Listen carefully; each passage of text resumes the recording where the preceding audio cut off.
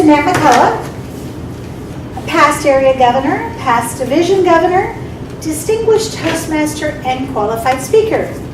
That makes me qualified to talk to you today on the subject of distinguished Toastmaster.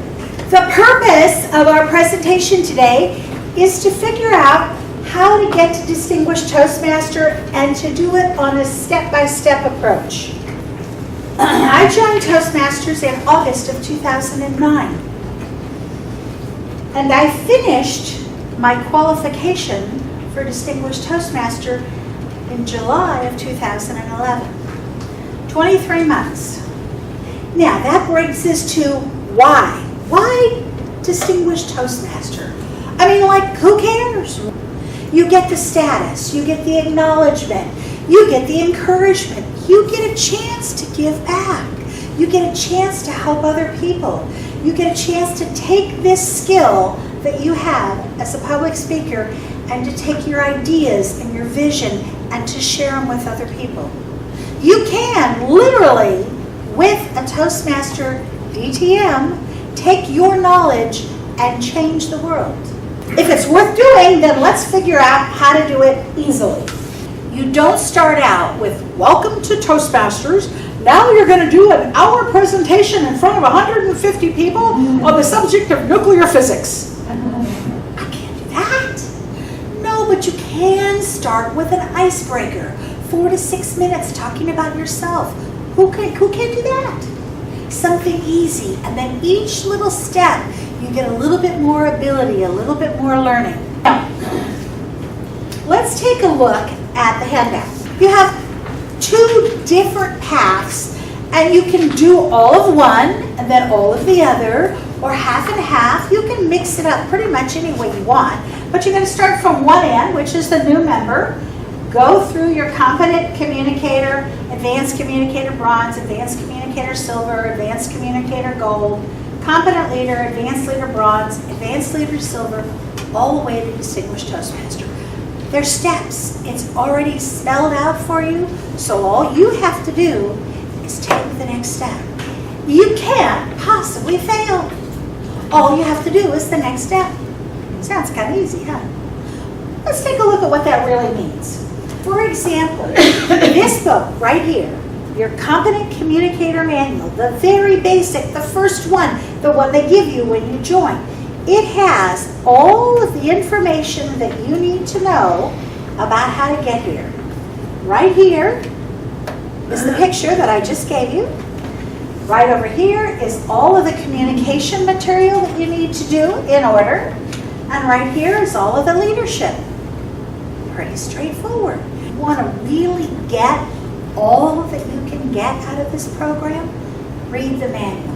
So you start, and I would recommend that you read the whole manual.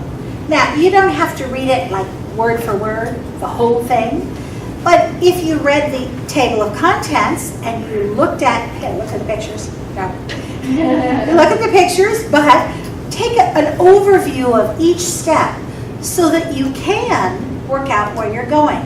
Now, here's the next thing that will help you tremendously. Have a mentor. Pick somebody who's been there and has done what you want to do. Now, if you're the kind of person that's a real go-getter, and boy, there's that mountain and you want to climb it now, don't pick the person that's been in Toastmasters for 20 years and just now got their competent communicator. You know? Because they're not running at the same speed that you are, right? So pick somebody that has a similar frame of mind. If your goal is to be a competent speaker so that you can take the message that you have and take it out, whether it's your church, whether it's school, whatever you want to do with it, then pick someone who's doing that now. So you want to do 10 speeches, then what happens after competent communicator? Do we want to do all my 10 speeches and then start CL, competent leader? No, you want to do them at the same time. Why? Because part of what competent leader is the beginning is learning how to listen. You listen for grammar, you pay attention to timing.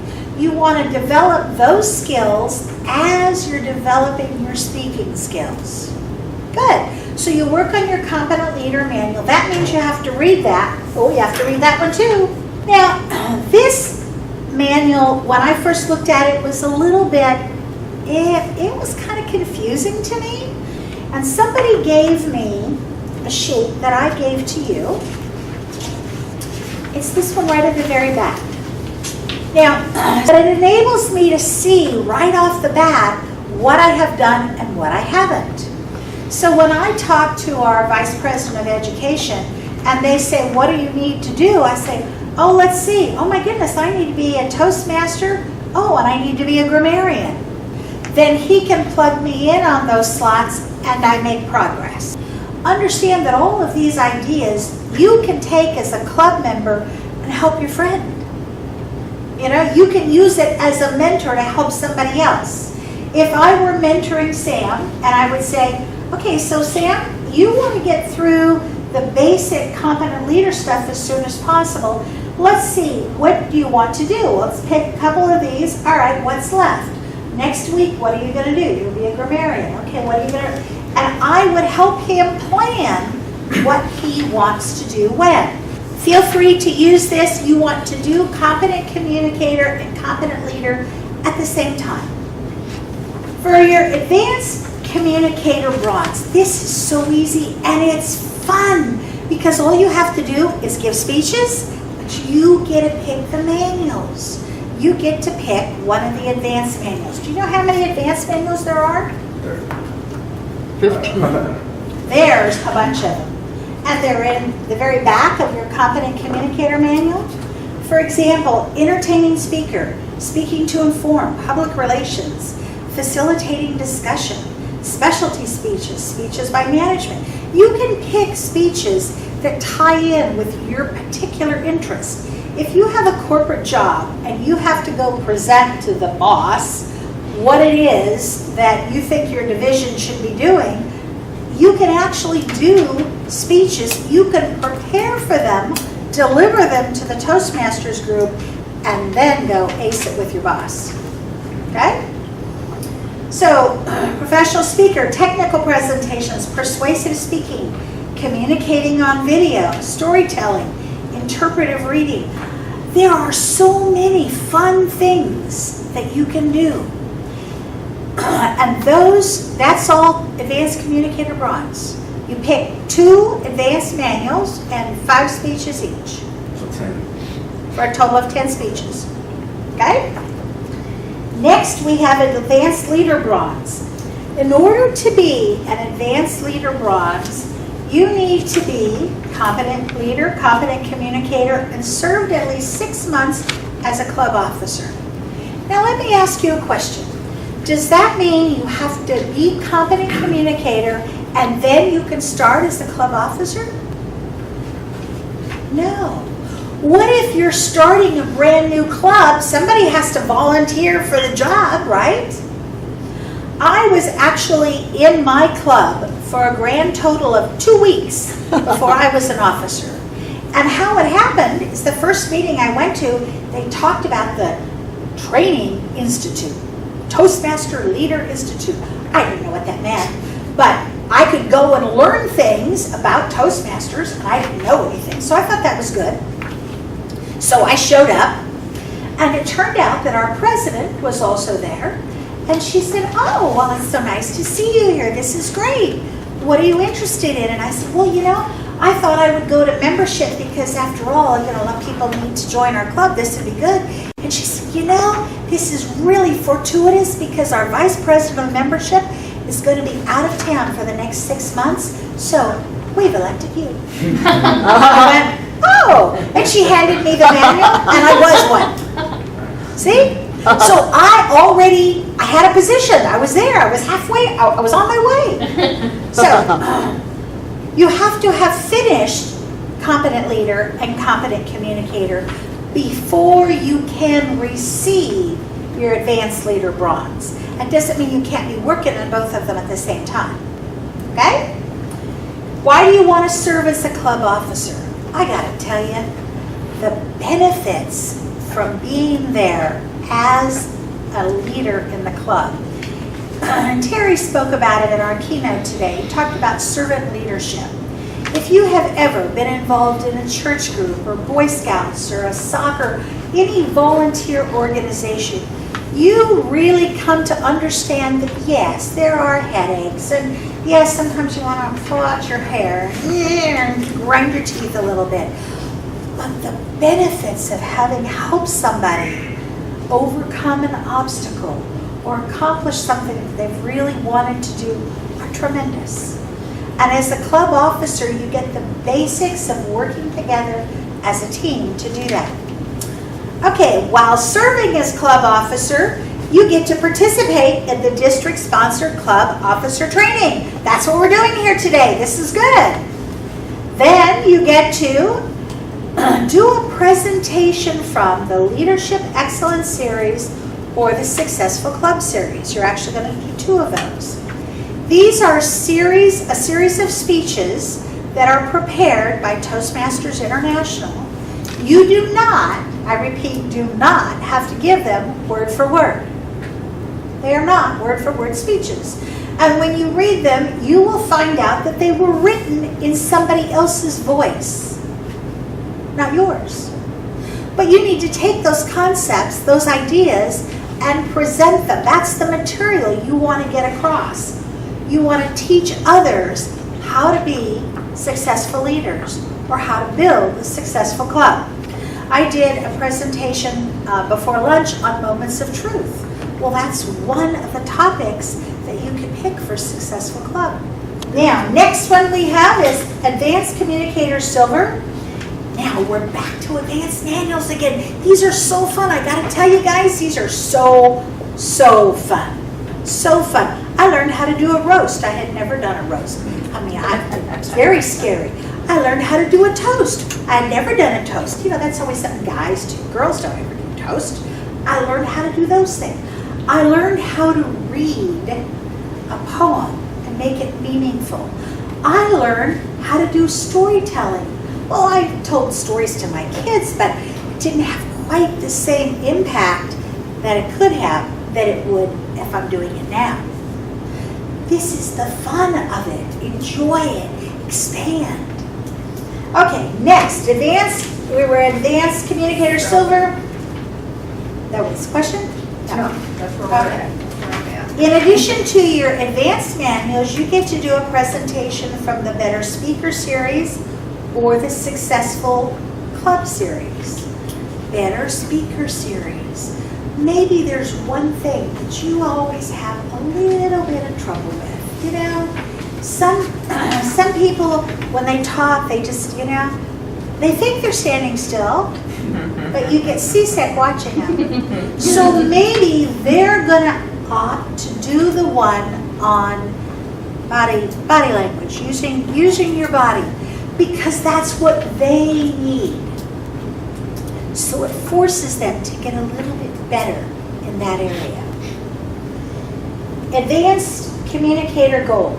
You have to have your Advanced Communicator Silver. Again, 2 more advanced manuals. A presentation from the Success Leadership Series. Excuse me. And coached a new member with the first 3 speech project. Okay. All right. Then we're on to Advanced Communicator Gold. More advanced manuals. Another presentation. Oh, we were at the coaching a new member of the first 3 projects. That's what it was. Taking somebody who's brand new and gently bringing them into the Toastmasters world is so incredibly rewarding. You want to do it gently, nicely, not with all the vast knowledge that you know and go, boy, you need a lot of work. Think of them like you would a 2-year-old child or maybe a 4-year-old child.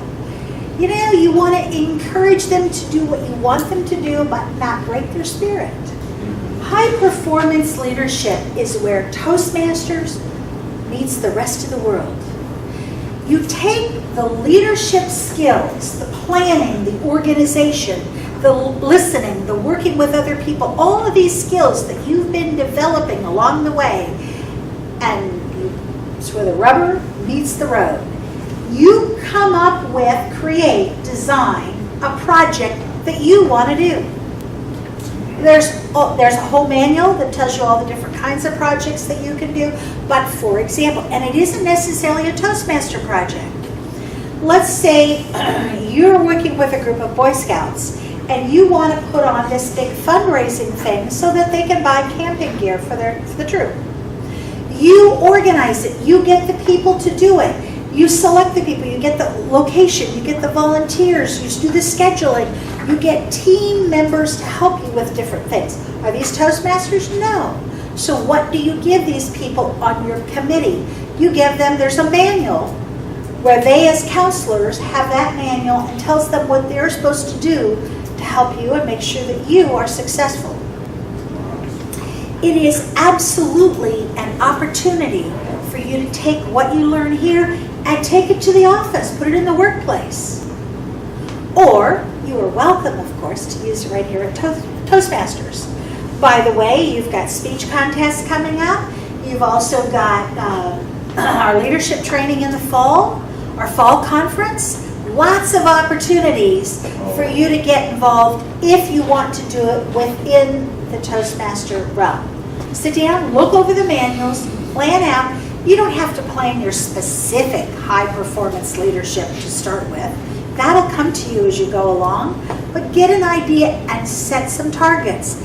Terry talked to us at our keynote speaker, talked to us about setting a goal. You got to know where you want to arrive at. So set your goal, Distinguished Toastmaster, put a time on it. When do you want to get there? This year, next year, 5 years from now? Whatever is real for you, and then work out the steps to get there.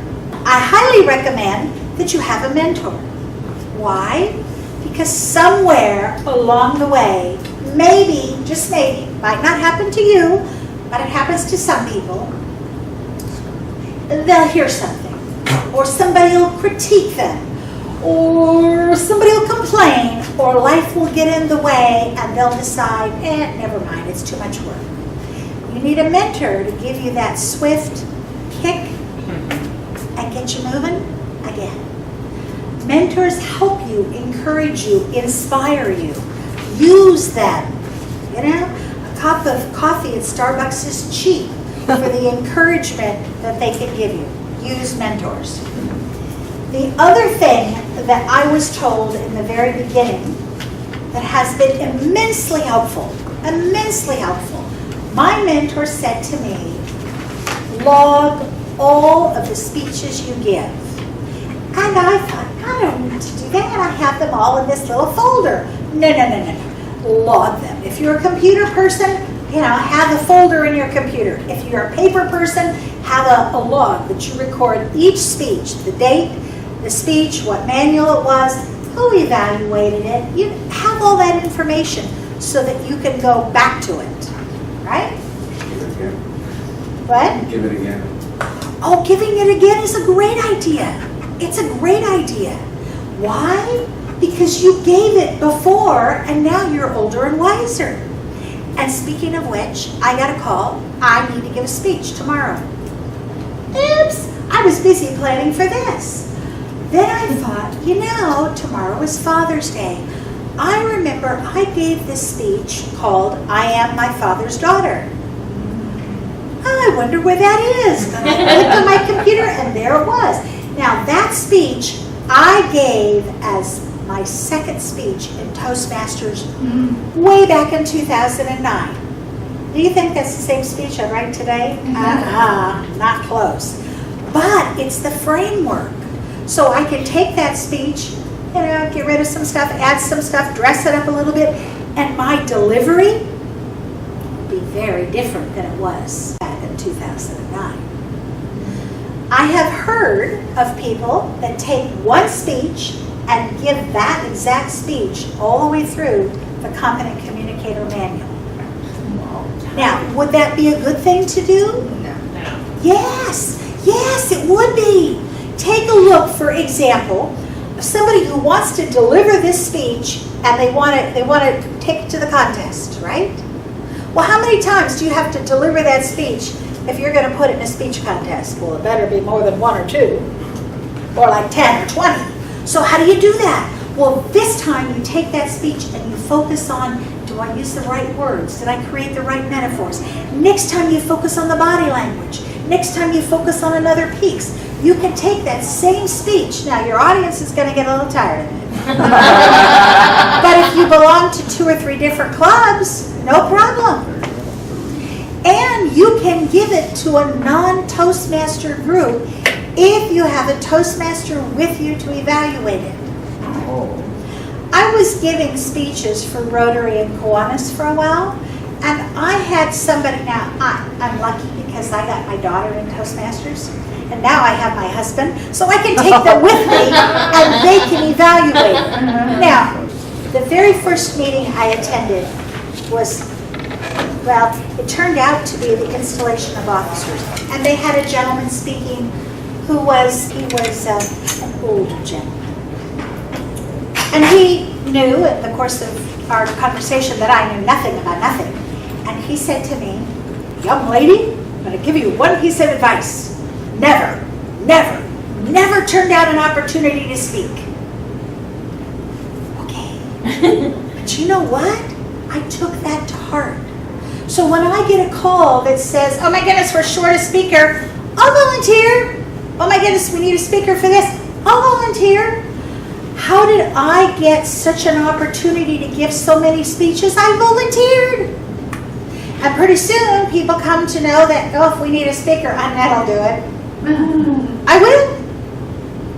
Because I'm willing to do that. How do you do that? Well, you have what you call a pocket speech. You know, one tucked away here that you already know the opening and you already know the body and you already know the conclusion and you can just kind of look through the middle part. Ah, yeah, I got it.